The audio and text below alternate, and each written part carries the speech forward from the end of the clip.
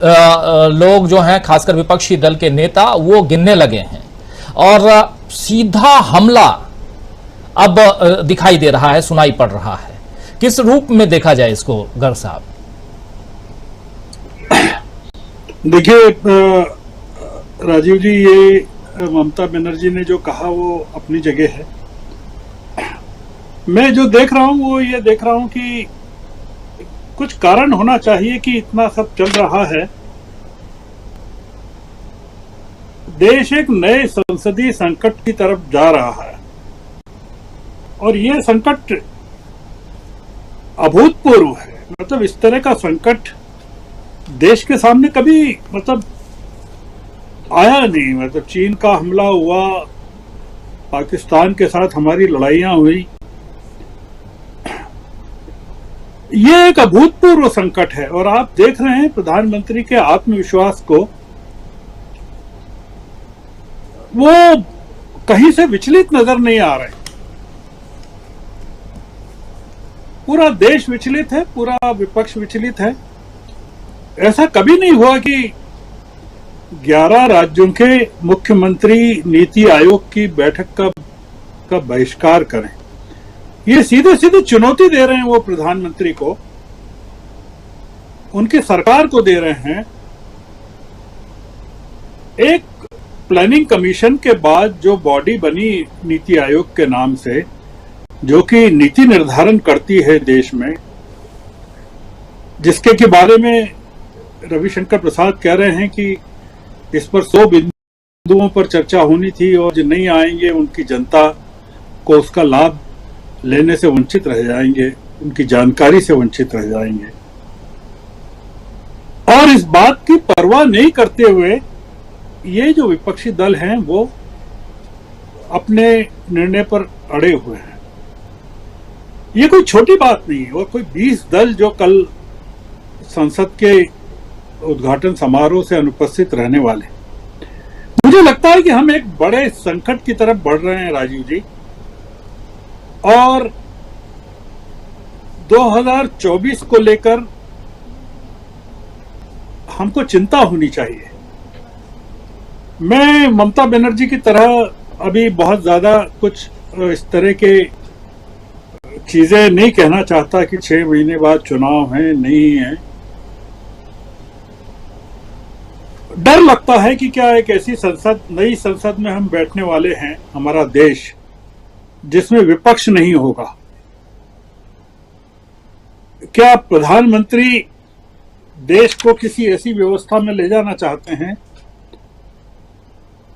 जिसमें राष्ट्रपति की जरूरत नहीं होगी? अगर संसद के उद्घाटन समारोह में राष्ट्रपति की जरूरत नहीं है, सेंट्रल विस्टा के शिलान्यास समारोह में नहीं है, राम मंदिर के शिलान्यास समारोह में नहीं है,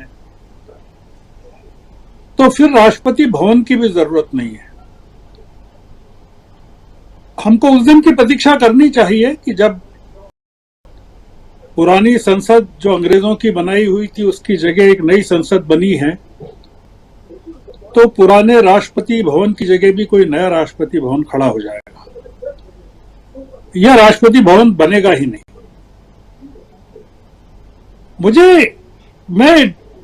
मेरे जैसे तमाम लोग एक जो नए किस्म की सामंतशाही इस देश में एक राजदंड के जरिए आ रही है और जिसमें राजधर्म नहीं है, मतलब ऐसा राजदंड आ रहा है संसद में जो राजधर्म से परे होगा, क्योंकि हमारे प्रधानमंत्री का राजधर्म से कोई लेना देना नहीं है। अगर होता तो आपने देखा कि जब गुजरात में जिस तरह का तांडव हुआ और अटल जी ने राजधर्म की सलाह दी थी, तो उसका परिणाम क्या हुआ? अटल जी सत्ता से बाहर चले गए। हमको चिंतित होना चाहिए। हमको विपक्षी दलों के बहिष्कार, चाहे नीति आयोग का हो या संसद के इनॉग्रेशन का हो, इसको इस रूप में नहीं लेना चाहिए कि प्रधानमंत्री को विपक्ष चुनौती दे रहा है। हमको इस रूप में लेना चाहिए कि प्रधानमंत्री विपक्ष की चुनौती की परवाह नहीं कर रहे हैं, विपक्ष की चिंता नहीं कर रहे हैं। जिन 11 राज्यों के या 11 राज्यों के मुख्यमंत्री बैठक में नहीं है,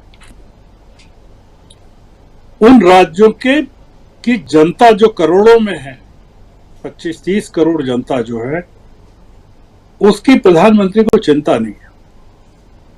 वो जो 20 दल कल के उद्घाटन समारोह में नहीं होंगे, वो सत्तारूढ़ दल उस जनता का प्रतिनिधित्व करते हैं। उसके जो सांसद हैं,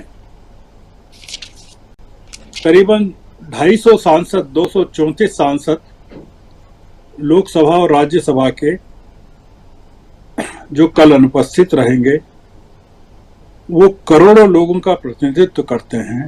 प्रधानमंत्री को उनकी चिंता नहीं है। प्रधानमंत्री को फिर किस चीज की चिंता है? हमारे समझने की, हम ये समझना चाहते हैं, देश जानना चाहता है कि नई संसद या नीति आयोग की जरूरत क्या है। अगर नीति आयोग में विपक्ष नहीं है, संसद के इनॉग्रेशन में विपक्ष नहीं है, गैर भाजपाई दल नहीं है, तो प्रधानमंत्री देश को किस तरफ ले जा रहे हैं? और एक के बाद एक राज्य हारने के बाद भी प्रधानमंत्री कहीं से विचलित नजर नहीं आते। हमने अतीत में देखा है, जरा सी हार, इंदिरा जी के जमाने से तो हम ठीक से ऑब्जर्व कर रहे हैं, उसके पहले शायद उतनी दृष्टि नहीं रही होगी।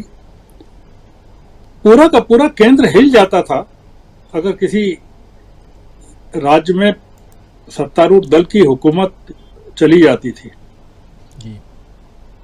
आप सोचिए कि पंजाब, हिमाचल, कर्नाटक और तमाम कितने राज्यों में आज भारतीय जनता पार्टी की हुकूमत नहीं है, और एनडीए में अब कौन बचा है? विपक्षी दल इनॉग्रेशन में साथ में भी हैं, वो एनडीए का हिस्सा नहीं है। वो सरकार के साथ खड़े दिखना चाहते हैं, या न वो विपक्ष के साथ है न सरकार के साथ है। जैसे बीजू जनता दल है, या अकाली दल है, या वाईएसआर कांग्रेस पार्टी है।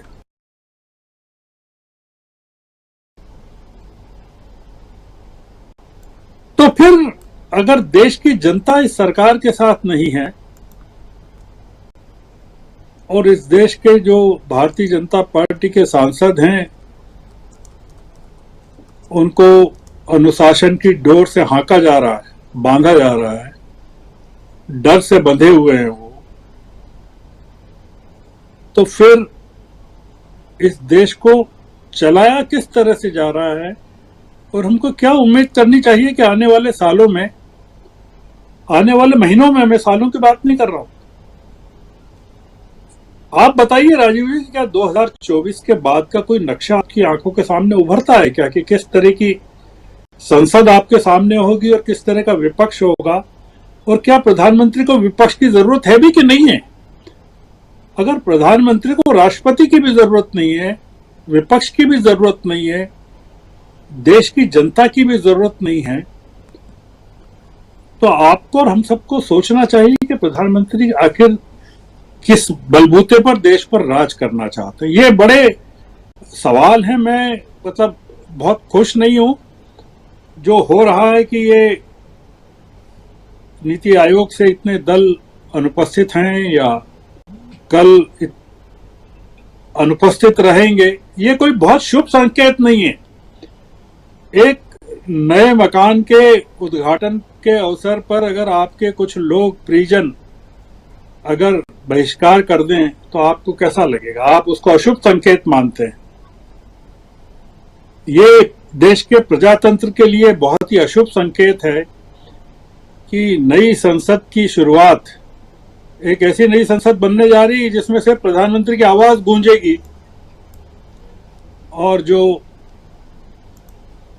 भारतीय जनता पार्टी के सांसद तालियां बजाकर उनको सुनते रहेंगे, जैसा कि चीन में और रूस में होता है या उत्तरी कोरिया में होता होगा। ये मैं कोई प्रजातंत्र के लिए बहुत खुशखबरी वाली खबर के तौर पे नहीं देख रहा हूं कि विपक्ष को इस स्थिति पर उतरना पड़ रहा है, मतलब इस स्थिति के लिए मजबूर कर दिया गया। जी बिल्कुल बिल्कुल सही कह रहे हैं। बहिष्कार बहिष्कार और सिर्फ बहिष्कार, लेकिन बहिष्कार क्यों किया जा रहा है ये सोचने का काम बीजेपी यानी कि सत्तारूढ़ दल का है, और प्रधानमंत्री नरेंद्र मोदी उसके मुखिया हैं, पीएम पद पर विराजमान हैं, इसलिए उनको भी सोचने की जरूरत है। बहिष्कार खासकर नए